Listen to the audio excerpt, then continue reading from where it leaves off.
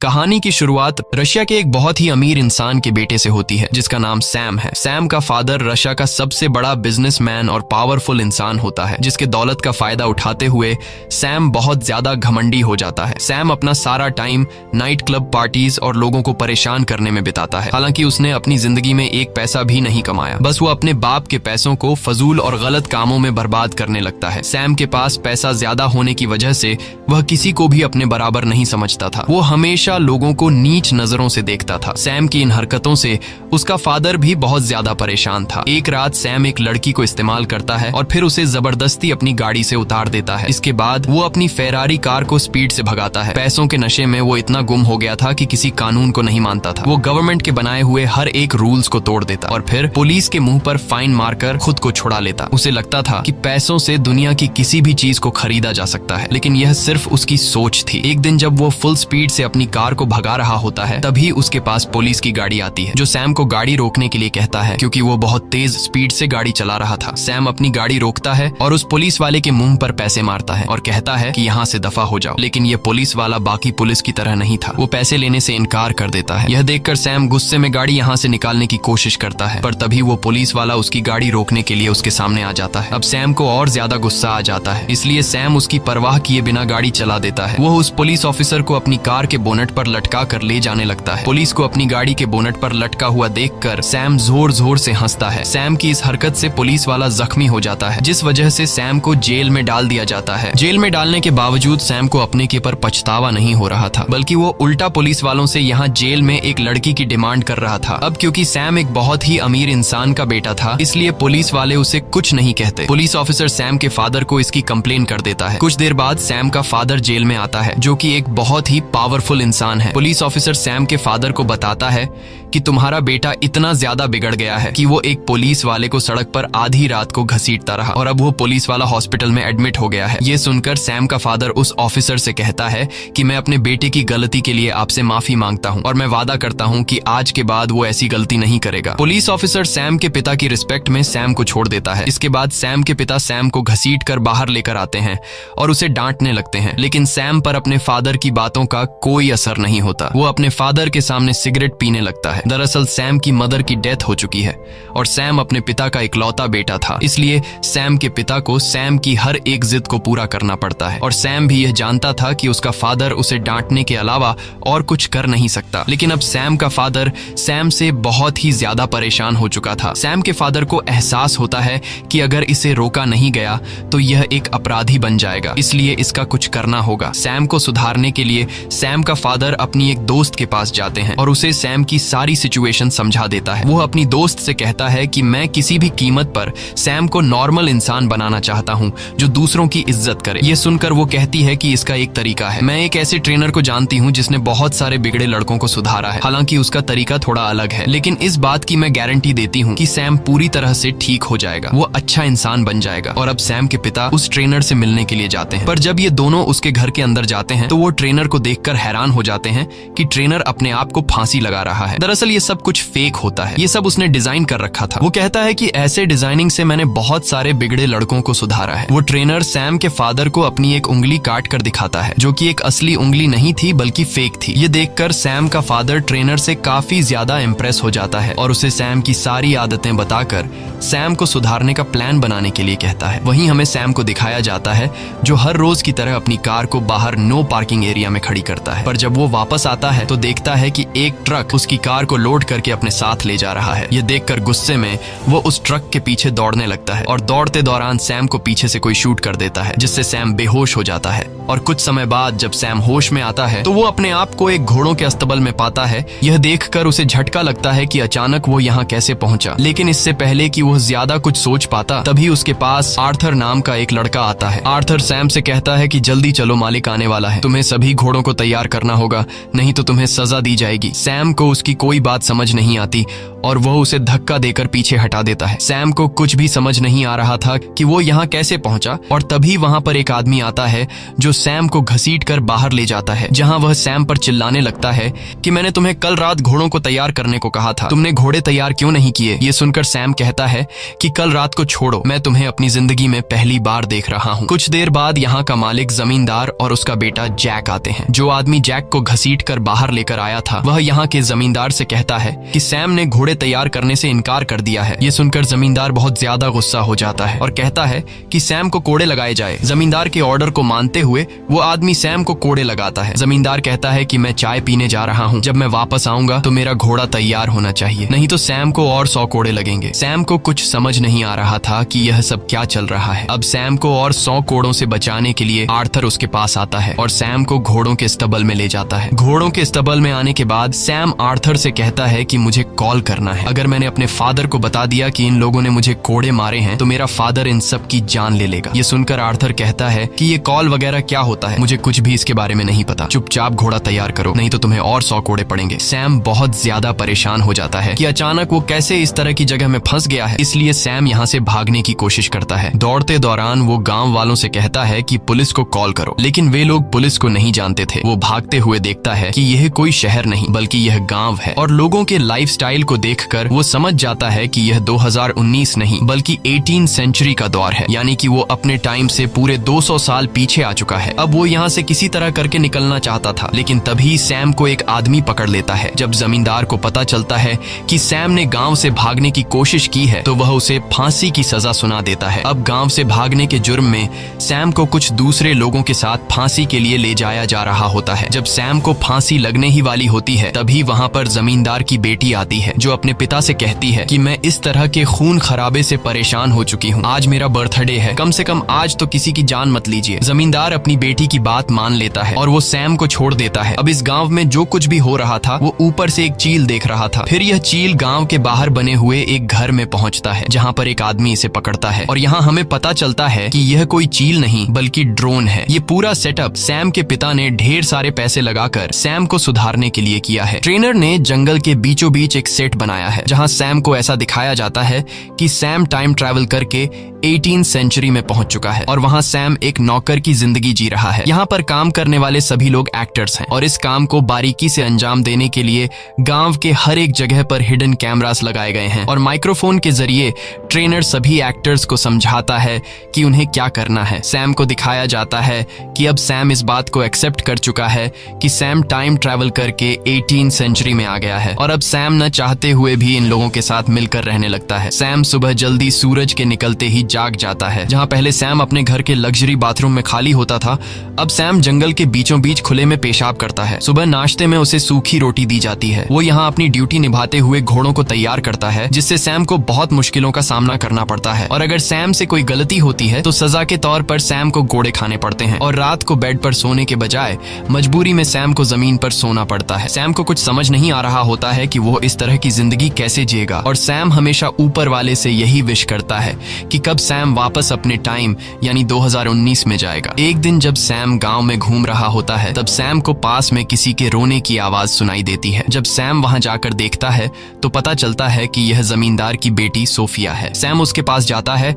और उसके रोने की वजह पूछता है। सोफिया कहती है कि मेरे पिता मेरी शादी एक बूढ़े आदमी से कराना चाहते हैं, मैं उससे शादी नहीं करना चाहती। लेकिन इस बात से सैम को कोई फर्क नहीं पड़ता। सैम कहता है कि यह तो अच्छी बात है, वो बूढ़ा आदमी जल्दी ही मर जाएगा और उसकी सारी दौलत तुम रख लेना। सैम यहाँ इतने बुरे हालात में होने के बावजूद अपनी शैतानियों से बाज नहीं आ रहा था। वो अगले दिन जमींदार की मुर्गी चुरा लेता है क्योंकि यहाँ हर रोज सब्जी खाकर सैम बोर हो चुका था। सैम अपने दोस्त आर्थर से कहता है कि जल्दी से इसे पका कर लाओ और फिर हम दोनों इसे मिलकर खाएंगे। जब मुर्गी पक जाती है तब सैम अकेला ही पूरी मुर्गी खा जाता है। सैम आर्थर के लिए कुछ भी नहीं बचाता। आर्थर जब उसके पास आता है और अपने हिस्से का चिकन मांगता है तब सैम आर्थर से कहता है कि मैंने तुम्हारे हिस्से का चिकन भी खा लिया। यह सुनकर आर्थर को बहुत बुरा लगता है। कुछ देर बाद जमींदार के घर पर नौकरों का जो सीनियर होता है उससे पता चलता है कि जमींदार की मुर्गियों में से एक मुर्गी कम है और वह मुर्गी घर में रहने वाले किसी एक नौकर ने चुरा कर खाई है। इसलिए वहाँ पर जितने भी लोग काम करते हैं वो उन्हें लाइन से जमीन पर बैठा देता है और उनसे कहता है कि जिसने भी मुर्गी चुराई है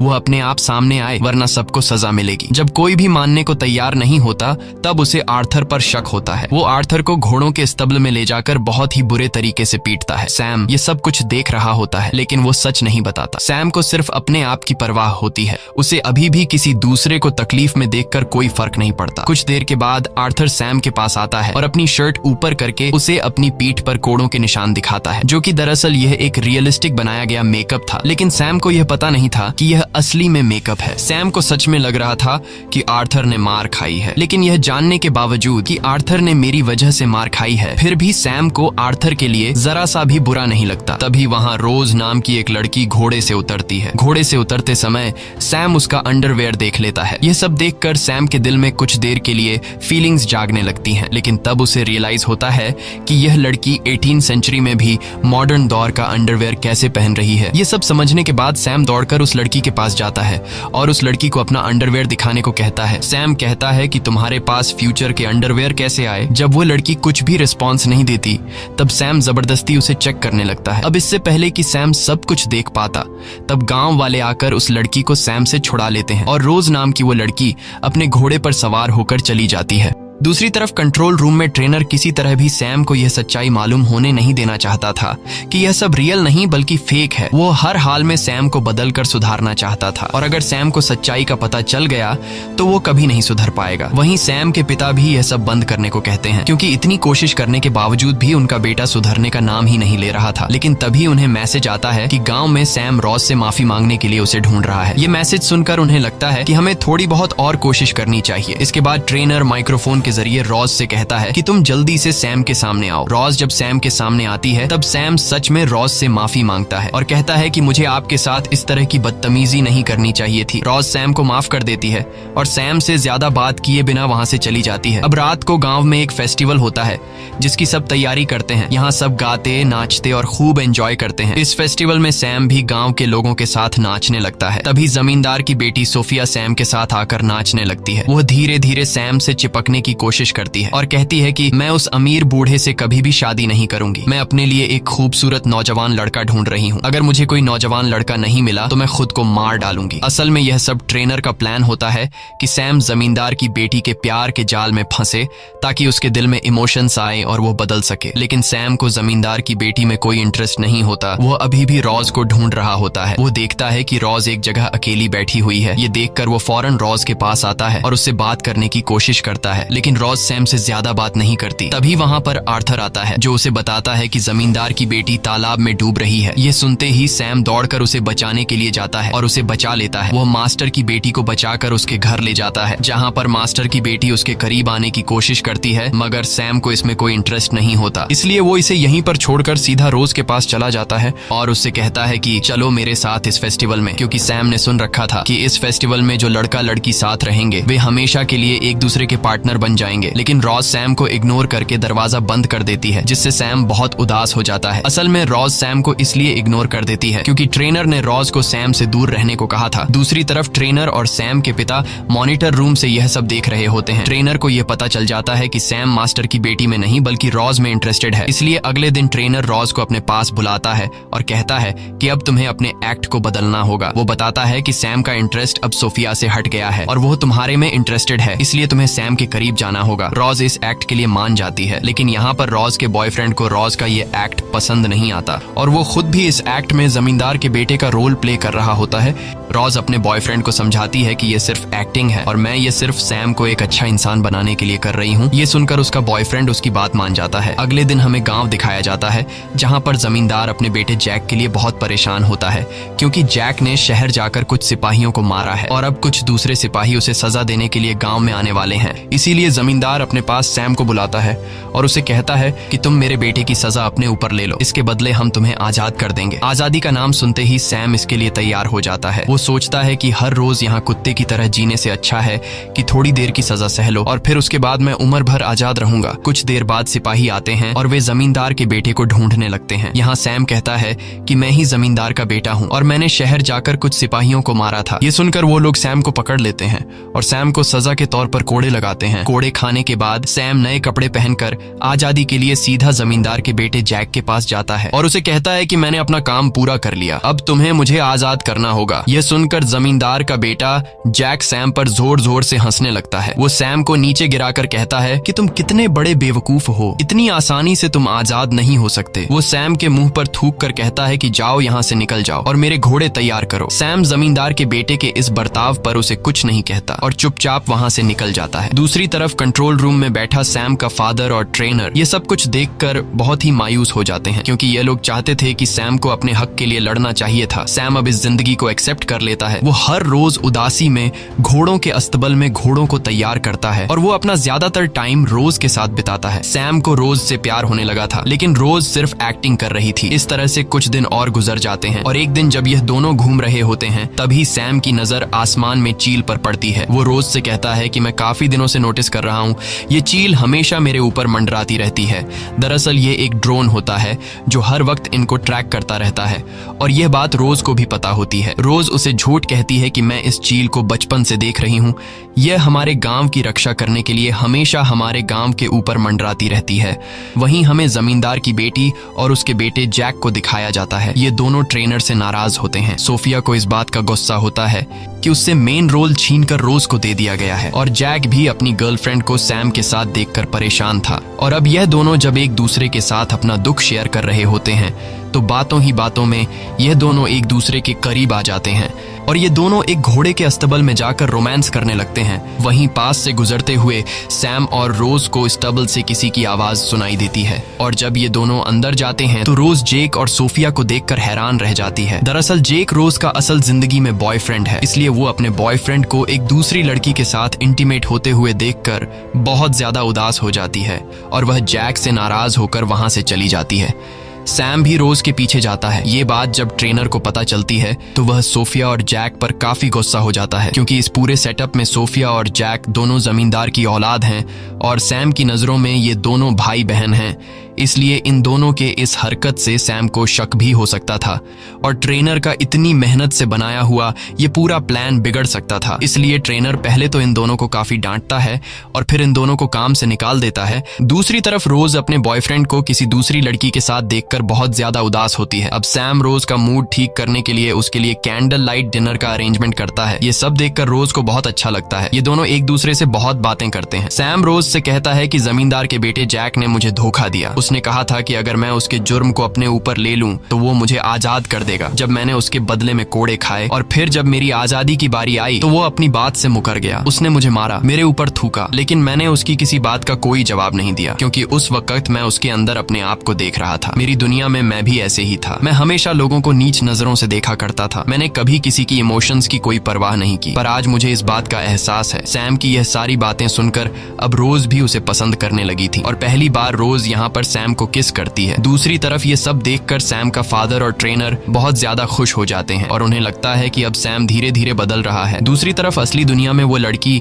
जो इस एक्ट में जमींदार की बेटी का रोल प्ले कर रही थी, वह एक इंटरव्यू के दौरान सबको बता देती है कि रशिया का जो सबसे अमीर आदमी है यानी कि सैम का फादर, उसने अपने बेटे को एक गांव में कैद करके बंदी बनाकर रखा है। वह उसके जज्बातों के साथ खेल रहा है। यह खबर पूरी मीडिया में आग की तरह फैल गई और सोफिया नामी इस लड़की ने यह अफवाह इसलिए फैलाई क्योंकि ट्रेनर ने उसे काम से निकाल दिया था। सैम के अगवा होने की खबर को सुनते हुए पुलिस इसकी जांच पड़ताल करने लग जाती है। सैम के फादर को जब ये बात पता चलती है कि पुलिस अब यहाँ आने वाली है तो वो ट्रेनर से कहता है कि हमें अब ये सब कुछ बंद करना होगा। ट्रेनर कहता है कि पुलिस को यहाँ तक पहुँचने में टाइम लगेगा, इसलिए हम एक आखिरी एक्ट चलाएंगे जिसमें सैम या तो सुधर जाएगा या फिर हमेशा के लिए वैसा ही घमंडी रहेगा। ट्रेनर कहता है कि अब इस गाँव पर मंगोल्स का अटैक होगा। वहीं गाँव में हमें रोज और सैम दिखाया जाता है, जहाँ पर रोज सैम से कहती है कि अगर हम दोनों अलग हो जाएं तो कभी मेरे प्यार पर शक मत करना, मेरा प्यार तुम्हारे लिए सच्चा है। दरअसल रोज को पता है कि आज इस एक्ट का आखिरी दिन है, इसके बाद ये दोनों अलग हो जाएंगे, इसलिए वो उसे बताना चाहती थी कि वो सच में उसे प्यार करती है। तभी वहाँ पर आर्थर आता है जो इन दोनों को बताता है कि हमारे गाँव के ऊपर मंगोल्स ने हमला किया है, हमें जल्दी गाँव में जाना होगा वरना वे लोग पूरे गाँव को आग लगा देंगे। ये सुनकर रोज और आर्थर गाँव के लिए निकल पड़ते हैं, लेकिन सैम डर जाता है। वो गाँव नहीं जाना चाहता, लेकिन जब वो देखता है कि रोज भी गाँव चली गई है